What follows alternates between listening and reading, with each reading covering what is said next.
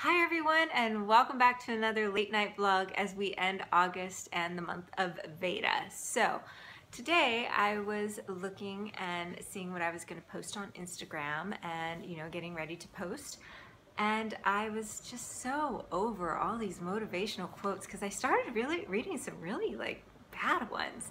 And I just thought, how did we get to this point? Like, why are motivational quotes just everywhere? We're drowning in them, and they're not even very good.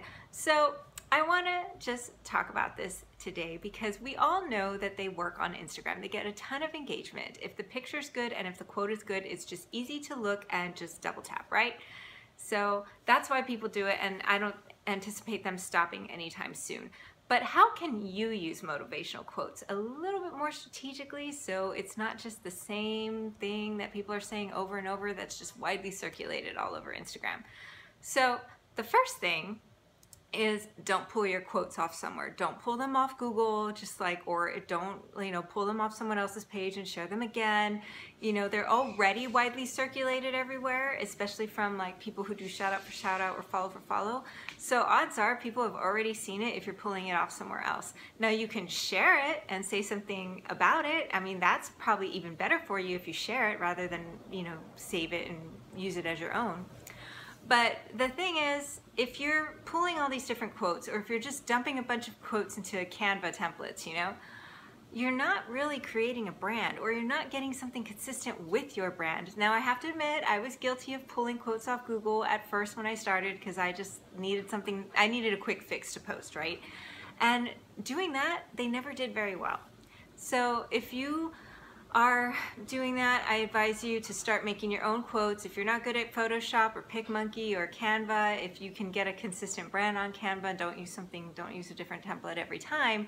But if you're not good at it, start getting good at it. It's really not that hard. You'll start developing an eye for it, and that'll make you even better at picking good pictures and aligning text and everything. So the next tip I have for you is the pictures that you choose. And remember, your pictures are going to say 1,000 words, so they've really got to align with the text and with your brand. Now, people are using the same stock images off Pixabay or Adobe, and if that's all you have, that's fine. But you really got to make sure that they work cohesively together with the text and the saying and your brand.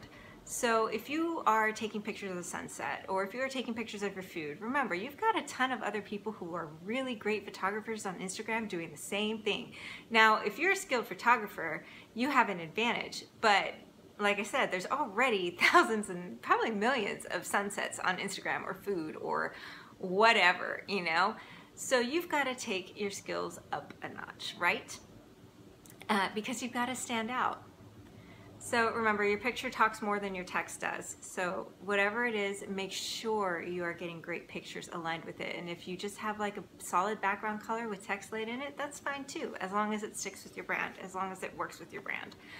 So the third tip is avoid cliches. Now, I cannot stress this enough. I do not like cliches, and I see them all over Instagram, and this is where it's just driving me crazy because do cliches really offer a value? I usually cut them out when I'm writing.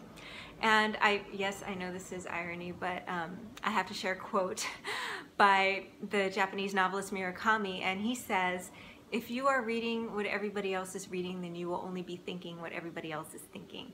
So if all these cliches are circulated all over Instagram, then we're just part of the sheep, right? The herd of sheep. You want to be forward thinking. You want to be ahead of the pack. You want to be thinking outside the box. So don't do what everybody else is thinking. You got to have that little slice of originality to you. So if anywhere is a place to start with these motivational quotes. We do not need more cliches on Instagram. Now, how can you avoid cliches also? Well, you can do research. Research is a good cliche killer. And writers do this as they bring details to life. You can talk about a deep truth that's hidden in that quote, or you really look for something that's like, oh, that's true. That's like comedy is funny because it's true, right? And drama it impacts you because it's true. So you got to look for something that has a little bit of a deep truth that might be brought out in a subtle way. Another thing that helps you avoid cliches is something that's ironic or bittersweet. Those those are the greatest quotes, right?